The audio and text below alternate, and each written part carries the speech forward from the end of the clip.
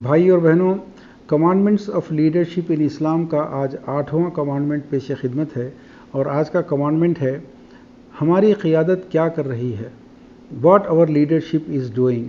लोगों के कई सवालात हैं कि हमारे लीडर्स क्या कर रहे हैं, हमारे उलमा क्या कर रहे हैं, और हमारे दवाखाने क्यों नहीं है, हमारा कोई मीडिया क्यों नहीं है, हमारा कोई नेशनल अखबार क्यों नहीं है, और हमारी औक़ाफ़ की जायदादों पर हमारा कंट्रोल क्यों नहीं है।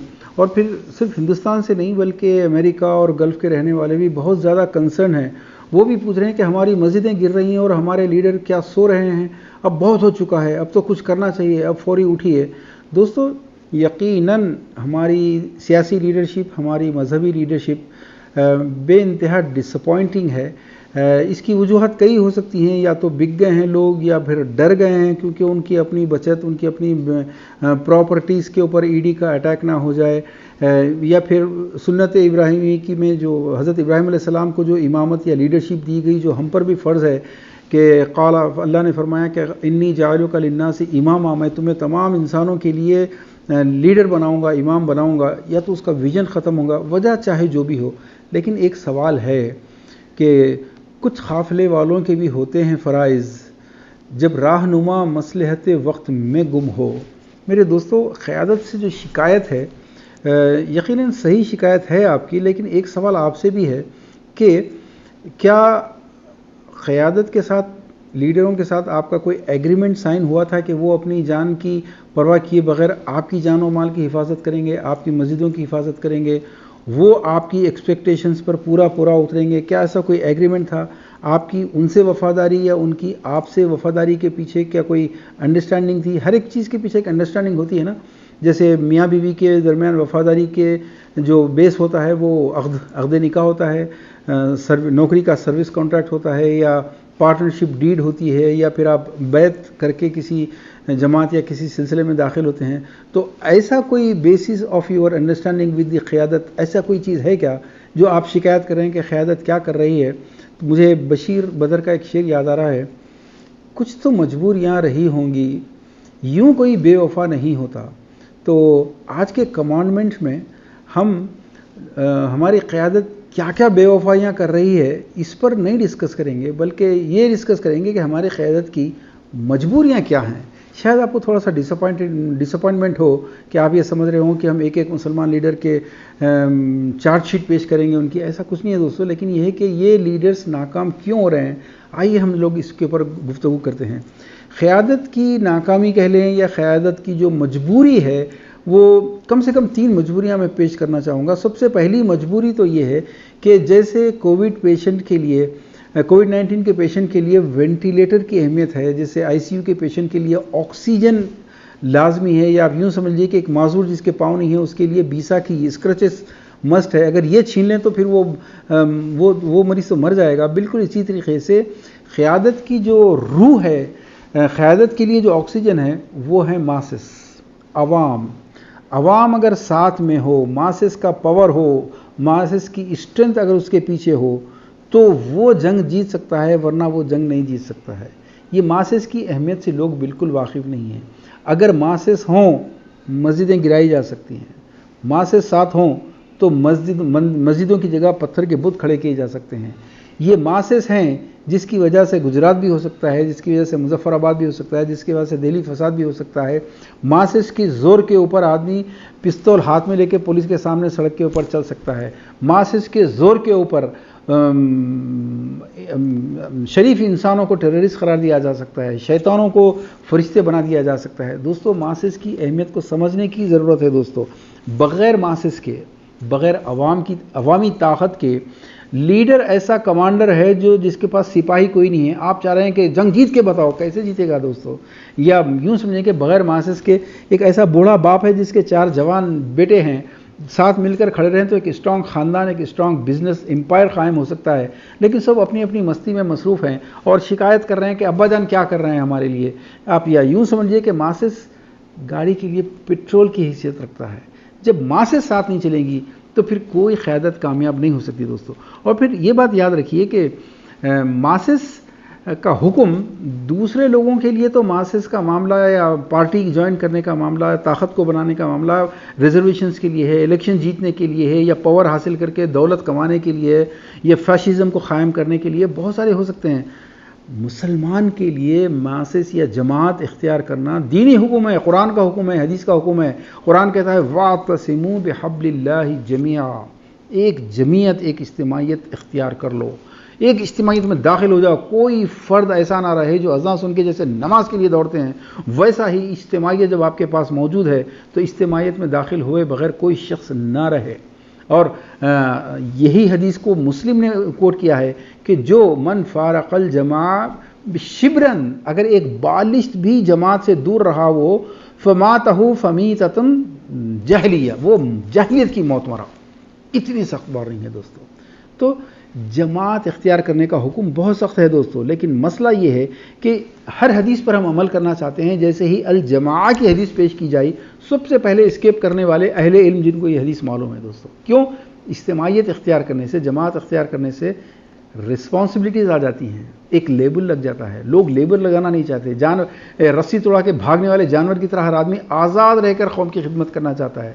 یہ قیادت کی سب سے بڑی مجبوری ہے کہ لوگ ماسس بن کے ساتھ نہیں جاتے، اسٹرینتھ آف ماسس قیادت کے ساتھ نہیں ہے۔ دوسرا جو قیادت کا مسئلہ ہے دوستو، جیسے بیک بون کی اہمیت ہے، ویسے قیادت کی بیک بون جو ہوتی ہے وہ ہے مال۔ جیبوں سے مال نکالو۔ قرآن میں ایمان کے بعد جب بھی تذکرہ آتا ہے یا تو نماز کا آتا ہے یا انفاق، یا نماز کا حکم ہے یا پھر جیب سے مال نکالنے کا حکم ہے۔ لیکن جب لوگ مال جیب سے نہیں نکالیں گے تو پھر وہ قیادت کیا کر سکے گی؟ جیسا میں نے مثال دیا، بغیر پیٹرول کے گاڑی تھوڑی چل سکتی ہے۔ اگر مال ہو تو ماسس خریدی جا سکتی ہیں، اگر مال ہو ایڈوکیٹس خریدے جا سکتے ہیں، گوگوئی خریدے جا سکتے ہیں، ماسس ہو تو میڈیا خریدا جا سکتا ہے، اور اگر یہ نہیں ہے تو پھر آپ اردو اخبارات کے تیسرے چوتھے صفحے کے اوپر ہی ہمیشہ شائع ہوتے رہیں گے۔ دوستو پہلے میں چاہوں گا کہ آپ ماسس کی اہمیت کو سمجھ جائیں۔ دوستو ماسس جس کے پاس ہوں، لاکھوں کی تعداد میں جہاں ماسس ہوں گے، میں ایک ویڈیو بتانے والا ہوں، بہت اہم ویڈیو ہے، دیکھیے 2 منٹ کی اسی پروگرام کے اندر۔ ماسس ساتھ میں ہوں گے، میڈیا آپ کے ساتھ چلے گا، پولیٹیکل پارٹیز آپ کے ساتھ چلیں گے، میڈیا ماسز اگر ہوں گے تو گورنمنٹ میں آپ کا شیئر ہوگا، پارٹنرشپ ہوگی، پاور میں شیئرنگ ہوگی۔ ماسز کی طاقت کیا ہوتی ہے دوستو؟ جیسے ایک مثال میں دینا چاہتا ہوں کہ آج چند ایک آئی ٹی سیلز کے ورکرز جو دن رات محنت کر کے بغیر تنخواہ لیے جو کام کر رہے ہیں پورے سوشل میڈیا پہ، بلکہ پورے ہندوستان کی گلی گلی میں، پورے ایسا پریزنٹ کر رہے ہیں جیسے پورے ہندوستان کا صرف ایک دھرم ہے، صرف ایک ہی گاڈ ہے، جیسے ایک ہی کتاب ہے، حالانکہ ایسا کچھ نہیں ہے۔ ادھر ٹیملز کہہ رہے ہیں we are not Hindus, Dalit, Ambedkarites, Sikh, Christian, اب تو کئی مراٹھے بھی کہنے لگے ہیں کہ we are not Hindus, Lingayat صاف کریں کہ وی آر ناٹ ہندوز، آدھے سے زیادہ ہندوستان کہہ رہا ہے کہ وی آر ناٹ ہندوز۔ مگر کچھ ماسس ایسی ہیں جو ایک جماعت کو، ایک فیشسٹ جماعت کو اتنی طاقت دے رہی ہیں کہ وہ آپ کو انویڈرز کہہ رہے ہیں، آپ کو فارینرز کہہ رہے ہیں، آپ کی مسجدوں کو، مندروں کے اوپر بنائی گئی ہیں یہ الزامات دے رہے ہیں، اور کامیاب ہیں، سکسیسفل ہیں پورے ہندوستان کا ذہن بنانے کے لیے۔ آپ لکھتے رہیے اپنے اخباروں میں، کچھ بھی نہیں ہونے والا ہے۔ یہ ماسس کا پاور ہے دوستو۔ اگر ماسس اگر ہوں آپ کے ساتھ اگر پولیس اسٹیشن ایک 200 آدمی چلنے کے جا کے وہاں پر کھڑے رہنے کے لیے تیار ہوں تو کوئی پولیس آفیسر FIR نہیں پھاڑ سکتا، اور اگر پھاڑے گا بھی تو من چاہے جیسا چاہے الزامات نہیں لگا سکتا۔ آپ کے سامنے ڈاکٹر کفیل ہے، آپ کے سامنے صفورہ ہے، حیدرآباد کے اندر جو ہے عورتوں کے اوپر غداری کا، سیڈیشن کا چارج لگا دیا گیا۔ کیوں؟ کیونکہ انہوں نے NRC کا جلوس نکالا تھا۔ دوستو یہ ماسس کا پاور ہے۔ آپ لوگ اگر اس ماسس کے پاور کو نہیں سمجھیں گے تو یہ قیادت کچھ نہیں کر سکتی۔ پھر آپ کہہ رہے ہیں کہ قیادت ہماری کیا کر رہی ہے؟ دوستو قیادت کچھ نہیں کر سکتی۔ ہم کو اسلام کے دیے ہوئے حکم کے مطابق سب سے پہلے ماسس کو جوائن کرنا پڑے گا۔ قیادت کی جو تیسری مجبوری ہے، پہلے ماسس، دوسرے مال، تیسری مجبوری یہ ہے کہ آپ کا وقت چاہیے دوستو، آپ کے انرجیز چاہیے، آپ وقت دینا نہیں چاہتے۔ آپ یہ ویڈیو دیکھیں گے تو آپ خود اندازہ لگائیں گے کہ آپ جس فیکلٹی آف لائف میں ہیں، آپ کا جو بھی پروفیشن ہے، آپ کی جو بھی صلاحیت ہے، جب تک کہ آپ ایک اجتماعیت کو، اپنے پاور کو، اپنی قومی، دینی، کلچرل طاقت کو جو بڑھانے والی جماعت ہوگی، اس کو آپ اگر اپنی صلاحیتیں نہیں دیں گے تو کوئی بھی جماعت، کوئی بھی قیادت کبھی کامیاب نہیں ہو سکتی۔ میں ماسس سے کیا مراد ہے ہماری، یا जमात से क्या मुराद होती है, इसके फ़ायदे क्या होते हैं, ये 2 मिनट की वीडियो है, आप इस वीडियो को देखिए। तार देखिए, आप निश्चित ही हैरान रह जाएंगे। राष्ट्रपति, उपराष्ट्रपति, प्रधानमंत्री, गृहमंत्री, लोकसभा अध्यक्ष के साथ साथ 18 मुख्यमंत्री, 29 राज्यपाल, 1 लाख शाखाएं, 15 करोड़ स्वयंसेवक, 2 लाख सरस्वती विद्या मंदिर, 5 लाख आचार्य, 1 करोड़ विद्यार्थी, 2 करोड़ भारतीय मजदूर संघ के सदस्य, 1 करोड़ एबीवीपी के कार्यकर्ता, 15 करोड़ बीजेपी के सदस्य, 1200 प्रकाशन समूह, 7 लाख पूर्व सैनिक परिषद, 1 करोड़ विश्व हिंदू परिषद के सदस्य पूरे विश्व में और 30 लाख बजरंग दल के हिंदुत्व सेवक। इतना ही नहीं, 1.5 लाख सेवा कार्य, 18 राज्यों में सरकार, 283 लोकसभा सांसद, 58 राज्यसभा सदस्य होने के साथ साथ भारतीय वनवासी कल्याण आश्रम, वन बंधु परिषद, संस्कार भारती, विज्ञान भारती, लघु उद्योग भारती, सेवा सहयोग, सेवा इंटरनेशनल, राष्ट्र सेविका समिति, आरोग्य भारती, सामाजिक समरसता मंच, मुस्लिम राष्ट्रीय मंच, अनुसूचित जाति जनजाति आरक्षण बचाओ परिषद, श्री राम जन्मभूमि मंदिर निर्माण न्यास, दीनदयाल शोध संस्थान, भारतीय विचार साधना, संस्कृत भारती, भारत विकास परिषद, जेकेएससी, दृष्टि संस्थान, हिंदू हेल्पलाइन, हिंदू स्वयं सेवक संघ, हिंदू मुन्नानी, अखिल भारतीय साहित्य परिषद, भारतीय किसान संघ, विवेकानंद केंद्र, तरुण भारत, अखिल भारतीय ग्राहक पंचायत, हिंदुस्तान समाचार,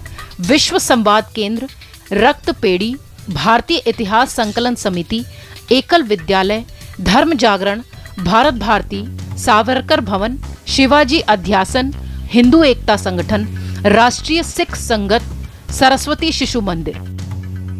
आप ये नाम शायद गिन न पाएं, थक जाएं सोचते हुए, पर ये है आरएसएस की छोटी सी दुनिया। ये सब मिलकर बना है राष्ट्रीय स्वयंसेवक संघ, जो कि विश्व का सबसे बड़ा संगठन है। दोस्तों, आपने इस वीडियो को देखा, करोड़ों लोग हैं। अगर आपने मेरी वो किताब वंदे मातरम अगर पढ़ी है तो आपको पता चलेगा कि जब उन्होंने वंदे मातरम का अहद लिया है तो इस अहद में ये भी शामिल था कि जब तक इस ज़मीन से नॉन हिंदू कैंसर को रिमूव नहीं करूँगा, अपने घर को नहीं लौटूंगा, अपनी बीवी बच्चों की शक्ल नहीं देखूंगा। आप ये जितने फैशिस्ट पार्टी के लोग हैं देखेंगे, ये आप देखेंगे कि ये शादियाँ किए बगैर अपने घरों को छोड़ के निकले हुए हैं, घरों को छोड़ के निकलना पड़ता है। इसमें से कोई तनख्वाह नहीं लेता। आप में से 50 एनआरआई मौजूद हैं जो किराए आ रहे हैं, पैसा दुनिया का आ रहा है, लेकिन फिर भी उनको अगर कुछ दिन के लिए, कौम के लिए, जमात के लिए काम करना है तो उनको पैसे चाहिए। वो लोग पैसे लेते नहीं हैं, पैसे देते हैं, कमाते हैं, अपना जो काम कर रहे हैं वो करके उसमें से परसेंटेज निकालते हैं। दोस्तों, फिर भी क़यादत क्या कर रही है कि ये जो शिकायत करने वाले लोग हैं ये इन लोगों की एनालिसिस करते हैं तो आपको अंदाज़ा होगा कि क़यादत नाकाम है या नाकाम आप हैं। क़यादत क्या कर रही है कि शिकायत करने वालों की जो सबसे पहली कैटेगरी है, ये वो लोग हैं जो जेब से कभी पैसा निकालना नहीं चाहते, वोट डालने के लिए घर से निकलना नहीं चाहते, प्रोटेस्ट करने के लिए सड़क पे आना नहीं चाहते, निकाह को आसान करो कहते हैं लेकिन शादियों का, खिलाफ सुन्नत शादियों का बाइकआउट करना नहीं चाहते। क़यादत चाहते हैं लेकिन क़यादत का पूरा मजमून पढ़ना नहीं चाहते। उर्दू तो इनको आती नहीं है, इंग्लिश ये कभी पढ़ते नहीं हैं। अगर तकरीर लंबी हो गई तो इनको 2-4 मिनट की वीडियो चाहिए, क्योंकि इनको व्हाट्सएप के छिछोरे मैसेजेस पढ़ने की ऐसी आदत हो गई कि हर चीज़ को 2-3 मिनट में सुनना चाहते हैं। फिर भी इनको शिकायत है। फिर कई जगह पे अगर आप देखेंगे कि ज़रूरत है इनकी सड़क पर आने की, लेकिन ये पुलिस का सामना नहीं कर सकते, कोर्ट में जाने की हिम्मत नहीं रखते। अगर पुलिस वाले से, दीवान खाने में तो क़यादत क्या कर रही है कि धूम तकरीरें करेंगे, लेकिन अगर कोई पुलिस वाले से गुफ्तगू करने का मौका मिला तो थर कांपने लगेंगे, वो बातें बोलेंगे जो इनको नहीं बोलना चाहिए। ये लोग सबसे ज़्यादा मखबरी करने लगते हैं। तो दोस्तों, ऐसे लोगों की क़यादत कैसे मुमकिन है? सिर्फ एक छोटी सी मिसाल देता हूँ। जो बड़ी जमातें हैं उनके मशाइल, उनके मुश्किलात तो बहुत बड़ी हैं। सोशल रिफॉर्म तो एक छोटी सी तंजीम है, लेकिन सोशल रिफॉर्म के एक तजुर्बात को सुनिएगा। हमने 1 साल पहले जो लोग मुकम्मल सुन्नत के मुताबिक शादी करेंगे उनके लिए वलीमा फ्री करने का हमारे वाइस प्रेसिडेंट अजमतुल्लाह खान साहब ने ऐलान किया था। पूरा 1 साल गुजर चुका है, एक शादी हुई है सिर्फ ऐसी इस्लामी मुकम्मल सुन्नत के मुताबिक, और वो भी एक ایک نو مسلم مجاہد کی ہوئی ہے. بڑے شرم کی بات ہے تمام پیدائشی مسلمانوں کے لیے کہ کوئی مسلمان اللہ کے نبی کی سنت پہ شادی کرنا نہیں چاہتا ہے. آتے ہیں, ملتے ہیں, ایک ایک گھنٹہ دو گھنٹے ضائع کرتے ہیں, لیکن شادی کے دن کا کھانا ضروری ہے ان کے لیے. نہیں, وہ خوشی سے دے رہے جہیز, ہم نہیں مانگ رہے, لیکن وہ لوگ خوشی سے. سارے نامردوں کی قوم ہے. پھر ساری دنیا کو یہ پتا ہے سوشل ریفارم سوسائٹی کیا کر رہی ہے. یہ شادیاں, یہ کھانے, یہ خلاف سنت شادیاں ہی مسلمانوں کی غربت اور افلاس کا سب سے بڑا ریزن ہے, یہ جڑ ہے. اور ایسی شادیوں کا بائیکاٹ کرنا ہی اصل ایمان ہے. ایسی شادیوں میں داخل ہونا جائز نہیں ہے, یہ سب کو معلوم ہے. یہ مہم ہم لے کر چل رہے ہیں. کئی لوگ فون کرتے ہیں, کوئی آدمی یہ نہیں کہتا کہ جی ٹھیک ہے ہم آپ کا ساتھ دینا چاہتے ہیں بتائیے. یہ کوئی پوچھتے ہی نہیں. جتنے فون آتے ہیں وہ فون آتے ہیں یا تو ہماری بیٹی کے رشتے کے لیے کچھ مناسب میٹریمونیل ہے کیا, ہماری بہن کی شادی کے لیے کوئی رشتہ ہے کیا آپ کے پاس, فلاں غریب بچی کی شادی ہو رہی ہے آپ لوگ کچھ چندہ دے سکتے ہیں کیا. لوگ یہ سوالات کرتے ہیں دوستو جو ہمارے مقصد کے ہوتے ہی نہیں. اور پھر افسوسناک بات یہ ہے کہ ہم سوشل ریفارم سوسائٹی کی کوششوں سے کئی لڑکیوں کی شادیاں جو مکمل سنت کے مطابق ہوئی ہیں, ان کے والدین کا لاکھوں روپیہ کھانے کا بچ گیا, جہیز کا بچ گیا, اور اب وہ یہ پیسے کو بجائے اس کے کہ ایسی ہزاروں لاکھوں لڑکیوں کی مدد ہو, ان کی بھی زندگیاں بچ جائیں, ان کے گھر بکنے سے بچ جائیں, اس کے لیے یہ پیسہ وقف کرنے کے بجائے وہ لوگ کیا کرتے ہیں, وہ لوگ سوشل ریفارم کو بہت بہت شکریہ, آپ لوگ بہت اچھا کام کر رہے ہیں ماشاءاللہ, صرف یہ تعریف ہے. اور یہ پیسہ یا تو عمرے پہ لگاتے ہیں یا بغداد کی ٹرپ پہ لگاتے ہیں یا پھر بچوں کو کار دلا دیا, بائک دلا دی ہے یا نئی LCD دلا دی ہے, وہ ایسا پیسہ ضائع کرتے ہیں دوستو. اب آئیے قیادت کیا کر رہی ہے کہ شکایت کرنے والے دوسری کیٹیگری کی طرف. یہ ہمارا دینی طبقہ ہے, یہ ہمارا دینی مزاج رکھنے والا طبقہ ہے.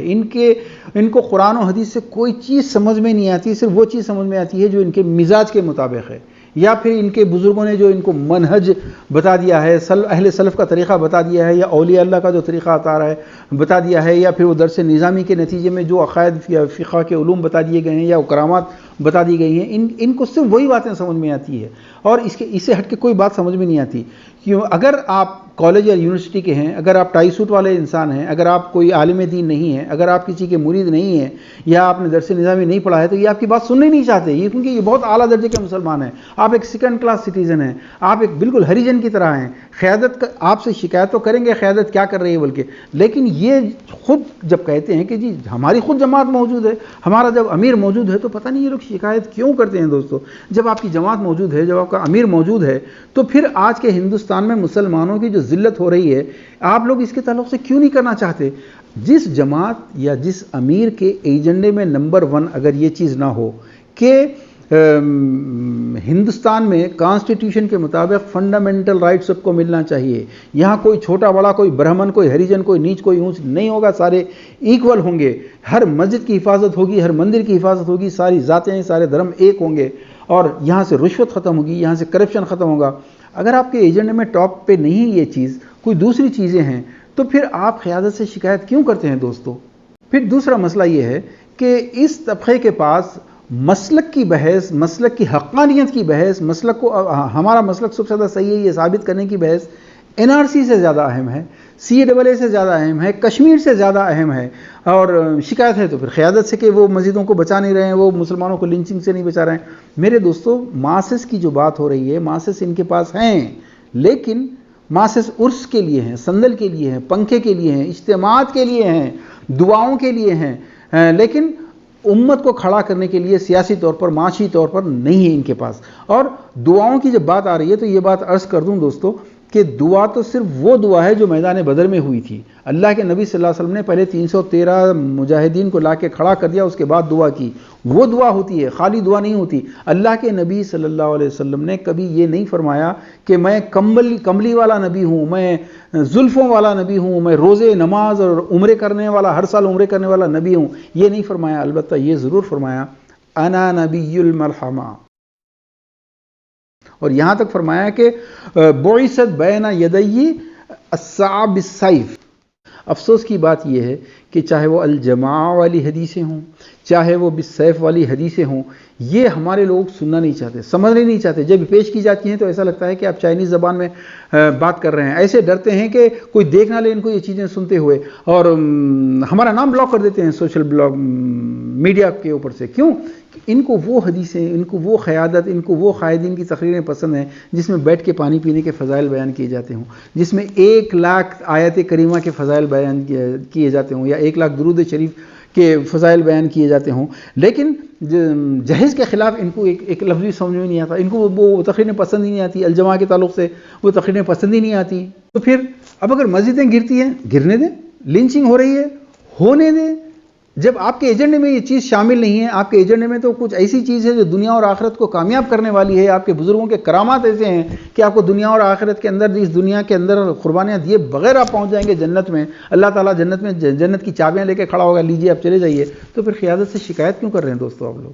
پھر قیادت سے شکایت کرنے والی جو تیسری کیٹیگری ہے، وہ کیٹیگری وہ ہے جن کے بینکوں کے اندر کئی لاکھ روپے پڑے ہیں، اور پیسے کی سائیکالوجیکل پرابلم یہ ہوتی ہے کہ جس کے جیب میں پیسہ ہو، بینک بیلنس میں پیسہ ہو، تو اس کو وہ اپنے وقت کا سب سے بڑا انٹلیکچوئل ہے، وہ اپنے وقت کا سب سے بڑا لیڈر ہے، وہ اپنے وقت کا سب سے بڑا عالم ہے، سب اس کے سامنے چھوٹے پڑ جاتے ہیں۔ دوستو ایک بات یاد رکھیے، بابری مسجد گرانے کی سازش جو ہے یہ کم از کم انگریزوں نے شروع کر دی تھی، یہ اس وقت سے لے کر بابری مسجد گرنے اور نئی جو پتھر کی مورتوں کو کھڑی کرنے کی منصوبہ بندی ہو گئی ہے، ابھی فیسٹیول کیا ایونٹ بھی ہوا ہے، اس پوری تاریخ میں آپ ایک بات یاد رکھیے، جس چیز نے سب سے زیادہ کام کیا، کام تو سبھی نے کیا، سرکاری ملازمین نے کیا، پولیس نے کیا، جوڈیشری نے کیا، ایڈمنسٹریشن نے کیا، فیکلٹی آف لائف کے ہر آدمی نے اپنا وقت دیا، اپنے انرجیز دی، لیکن جو کام جیسا میں آپ کے سامنے بیان کر چکا ہوں کہ جو بیک بون ہے اس کی، مال دیا ہے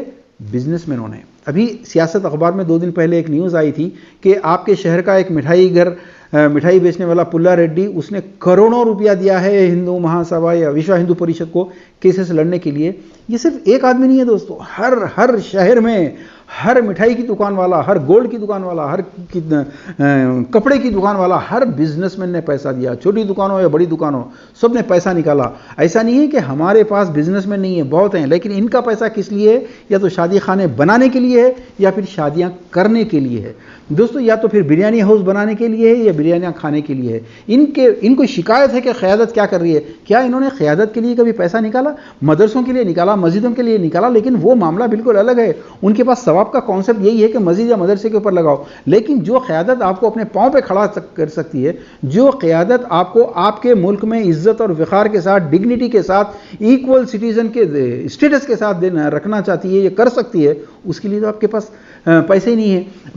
آپ کو یاد ہے گجرات میں آپ کی بہنوں بیٹیوں کو ننگا کر کے سڑکوں پہ ریپ کیا گیا، شرم سے ہر خوددار مسلمان کا سر تو جھک جاتا ہے، لیکن اس کے ذمہ دار کون ہیں؟ بابری مسجد کے گرنے کے ذمہ دار ہوں یا گجرات کے ذمہ دار ہوں، یہ وہ تمام پیسے والے ہیں جن کے پاس ان گجرات کی لڑکیوں سے زیادہ اہم بات یہ ہے کہ ان کی بیٹیوں کا سسرال میں مقام رہے، ان کی عزت رہے۔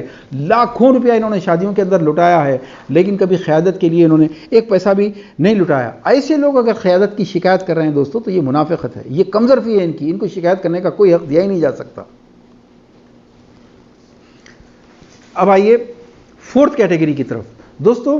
4تھ کیٹیگری بہت اہم ہے، انٹلیکچوئلز کی کیٹیگری ہے۔ یہ قوم کے بہت بڑے ایسٹ ہیں، جرنلسٹ جو مستقل لکھے جا رہے ہیں، اور سوشل میڈیا کے اوپر کئی لوگ مستقل لکھے جا رہے ہیں۔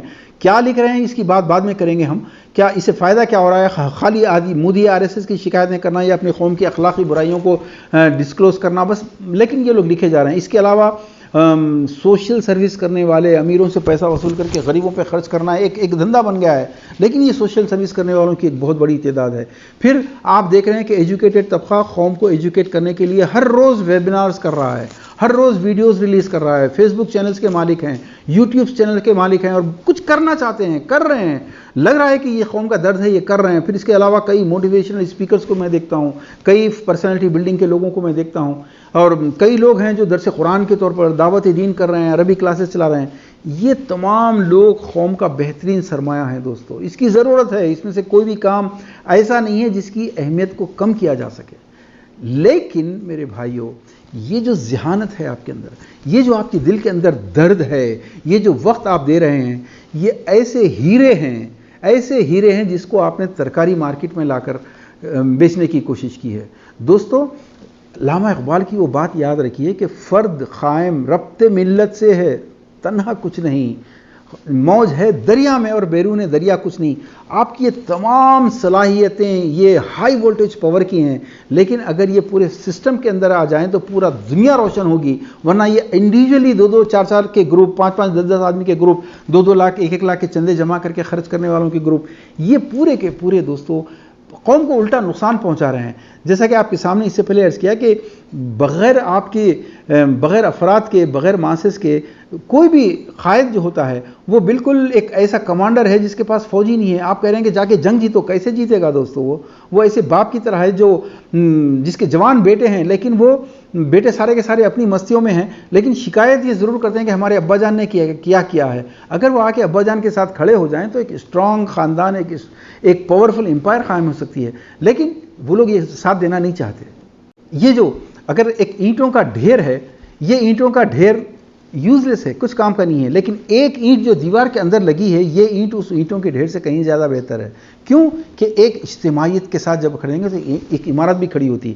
لیکن آج ہر آدمی چونکہ وہ کمانڈر سے زیادہ قابل ہے، چونکہ وہ جماعت اور امیر سے زیادہ قابل ہے، ڈگری اچھی ہے، بہت اچھی انگلش بول سکتا ہے، وہ اس کا نتیجہ یہ ہے کہ وہ اپنا مشن خود لے کے چلنا چاہتا ہے. چاہے 5-10 آدمی ہوں، چاہے یوٹیوب پہ اس کو صرف 200 ویوز ملیں، چاہے اس کے ٹویٹر کے اوپر صرف 50 فالوور ہی ہوں، لیکن وہ اپنی یہ بالکل ایسی جنگ لڑنا چاہتا ہے دوستو.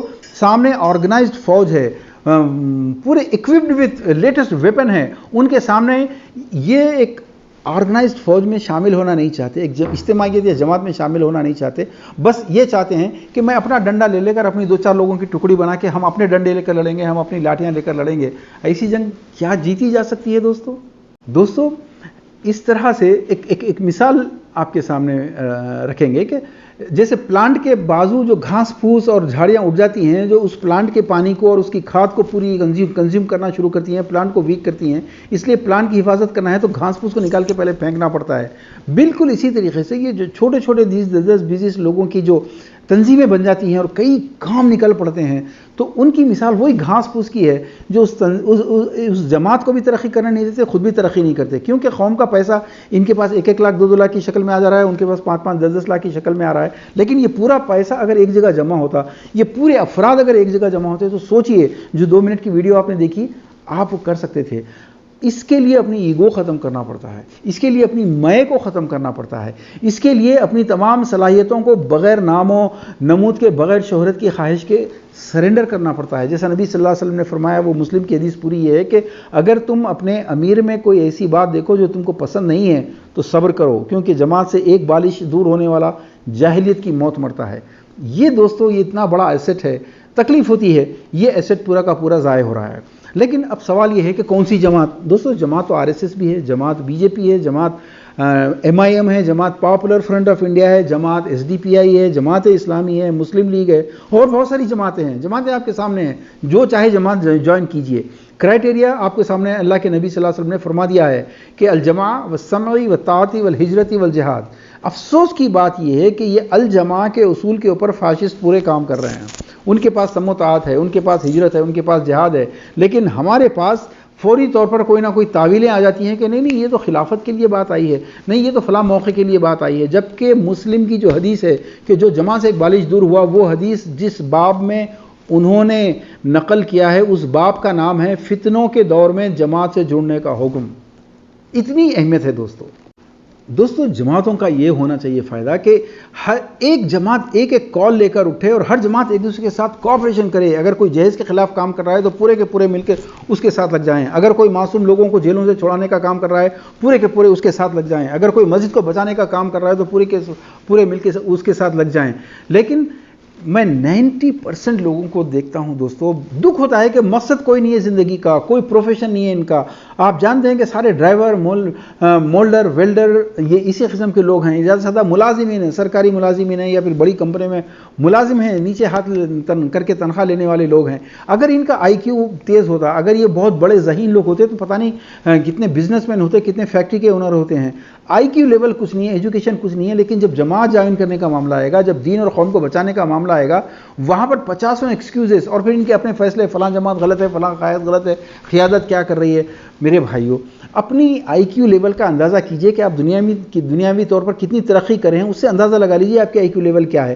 آپ کو جب اللہ تعالیٰ حکم دے رہا ہے، جماعت کے ساتھ اللہ کا ہاتھ ہوتا ہے، ایک اور ایک آدمی کی طاقت 2 کی نہیں ہوتی 11 کی ہوتی ہے، کتنی وعیدیں ہیں، آپ اس کا ساتھ دے دیجئے۔ جماعتوں کو آئی ٹی والوں کی ضرورت ہے، جماعتوں کو مزدور کی ضرورت ہے، جماعتوں کو وکیلوں کی ضرورت ہے، جماعتوں کو لیڈیز کی ضرورت ہے۔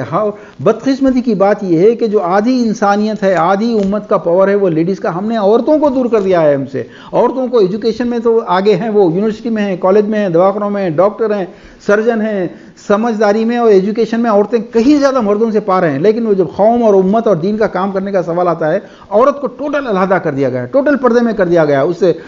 اس کا چہرہ دیکھنا زنا ہے، اس سے بات کرنا زنا ہے، اس کا اور مردوں کی آواز کو سننا زنا ہے۔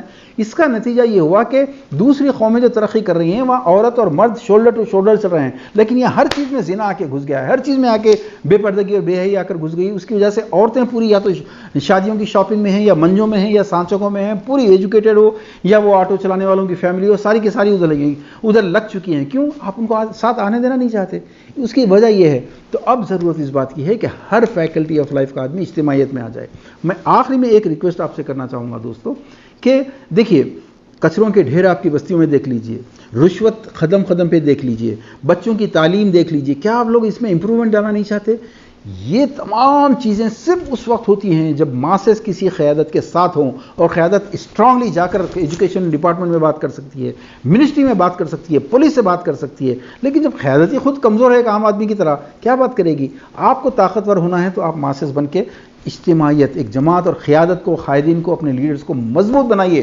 کوئی شخص ایسا نہ رہے جو کسی نہ کسی جماعت سے وابستہ نہ ہو۔ اور آخری بات، ہماری قوم کے بہترین، انٹیلیجنٹ، ڈائنامک نوجوانوں کو میں جب پولیٹیکل پارٹیز کے اندر دیکھتا ہوں، خوشی بھی ہوتی ہے، دکھ بہت ہوتا ہے۔ کیوں دوستو؟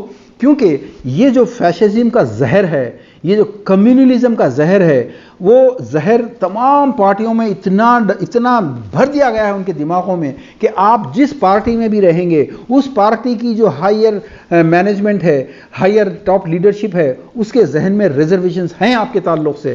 آپ کو صرف ایک مائنورٹی سیل میں قید کر کے اگر بہت ترقی دیے تو کسی وقف بورڈ کی سیٹ دے دیں گے، کسی اردو کمیٹی کی، اردو اکیڈمی کی کوئی ذمہ داری دے دیں گے، یا کسی حج کمیٹی کا ممبر بنا دیں گے، یا پھر بہت ہو گیا تو ایک ربر اسٹامپ منسٹری آپ کے حوالے کریں گے، لیکن آپ کو نیشنل اس میں آنے نہیں دیں گے، منسٹری میں آنے نہیں دیں گے، آپ کو نیشنل لیڈر کے طور پر ابھرنے نہیں دیں گے۔ آپ کو جو کچھ ملے گا پوری محنت کر کے، ان کی پوری غلامیاں کر کے، وہ نتیجہ سوائے جیسے قصاب کی دکان میں چھچڑے ہوتے ہیں نا، وہ چھچڑے ملنے والے ہیں۔ اگر اپنے خاندان کو ڈیولپ کریں گے تو آپ کی شان اور وقار ہے۔ اپنے بوڑھے باپ کو، اپنی بوڑھی ماں کو، اپنے بھائی ایجوکیٹڈ نہیں ہے ٹھیک ہے، لیکن آپ کے خاندان سے آپ کی عزت ہے۔